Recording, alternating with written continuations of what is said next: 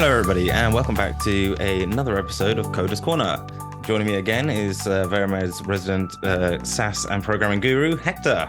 Hector, hello. Hello. What tips do you have for us this week?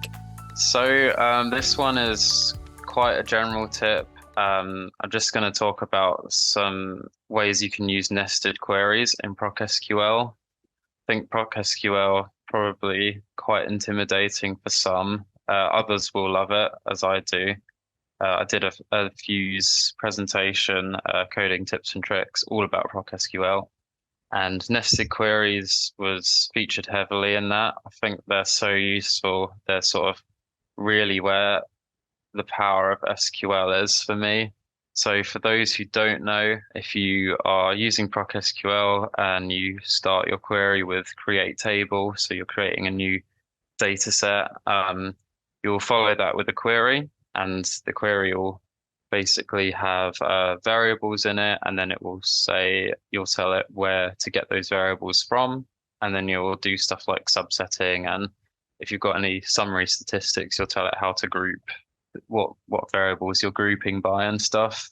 The idea of a subquery is that within your main query, you can just open out brackets and start a new query to form sort of part of your main query. So for instance, if you were merging two data sets together, you would have some kind of join. Say you're merging A and B together, you'd have A in a join B. What you can do is you could actually replace B with a nested query and sort of on the spot create that data that you want to merge into your existing data. So this is kind of one way you can use it, use a nested query. In this case, your query should return a full table, which you can then merge. But there are lots of other ways to use nested queries. So I think the one that we teach on the graduate training program is using a query to generate a list. So rather than a full table, you've got just a list of one variable. And then using that in a subset, like a where statement with the in operator. So it will have like you're looking at some data, and then you subset it for subjects that are in, and then you use a separate query to generate this list of subjects. So it could be you're looking at AE data for subjects where in DS they've withdrawn because of an AE. So say you want to cross-check these data sets and just make sure that all of the subjects where your disposition page is claiming that they withdrew because of an AE, you want to see all of the AE data for these subjects and just make sure that each one actually has one of these AEs. It's very common that they don't, from what I found, especially early on in a study. So it's good to sort of get on top of that. So that's one way to use it, where you're returning like a list of things and then using it in a subset. Another way that I really like to use it, I think is really clean, is actually kind of doing the same thing. So you're returning a list, but using it to directly write flags into your select statement. So this is kind of a sub tip really, but if you put any sort of logical condition, so like, for example, use subj ID in some query, some list that you get via a query, if you put that whole thing in brackets, then SAS will just evaluate it as 0 or 1. So I like to use this to basically just directly write 0 or 1 population flags straight into a data set. So I'll do something like set DM, select star from DM.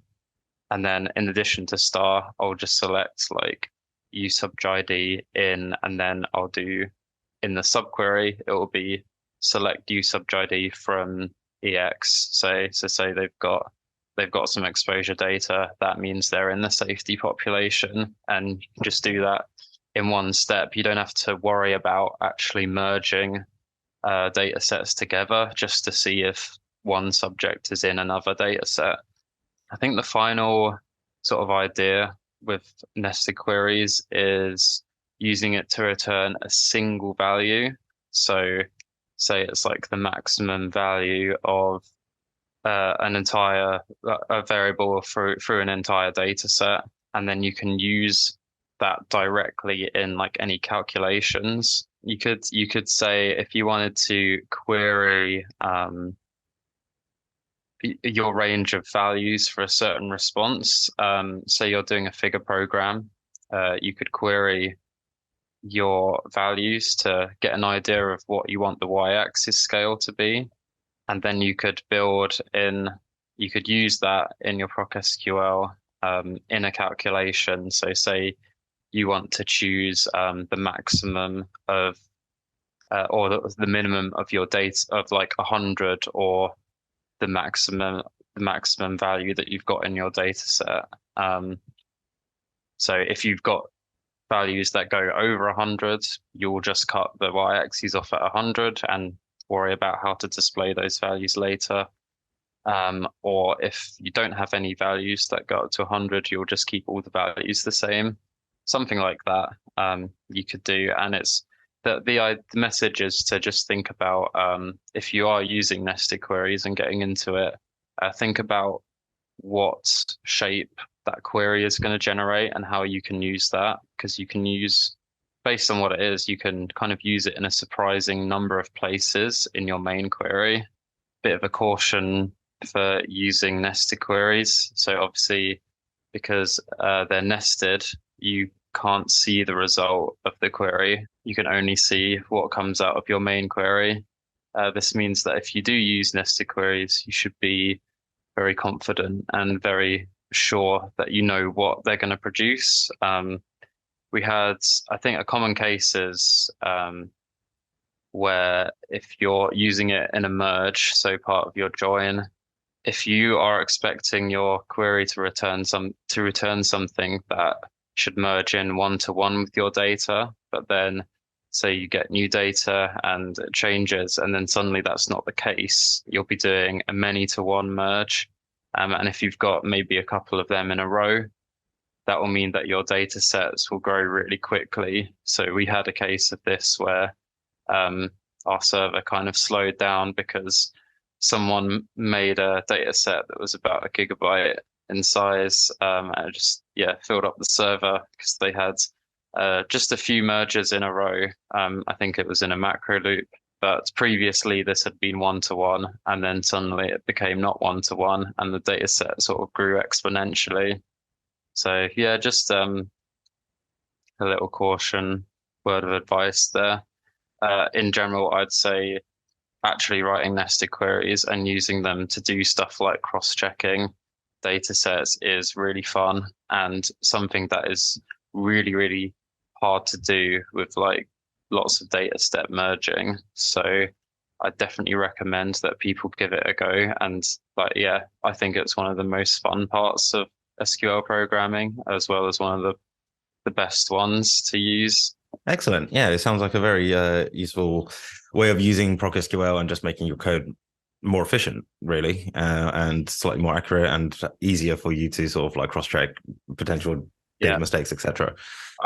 Another caution is also make sure that you comment when you do it, just so that anyone picking up your code is sort of aware of what you're trying to do. And then, if they need to update because it's gone wrong, they've got somewhere to start. Because if you do lots of nested queries, you can get some quite big chunks of code that are a nightmare to pick up if somebody hasn't left any comments. Yes, and that refers back to our very first episode, all about different comments. So please check that episode out and learn about the 3 different types of comments and when to use which one appropriately. Hector, thank you very much for joining me this week. Thank you for having me. Yeah, no problem. Very useful tip once again. Thank you all very much for listening. And as always, please head over to our Instagram page at We Are Veramed, and you'll be able to see in a sort of visual example of the nested queries that Hector mentioned. And hopefully it's something that you can start incorporating into your own code. Hector, thanks again. It's always a pleasure. And I'll speak to you next time. Cheers. Bye. Bye.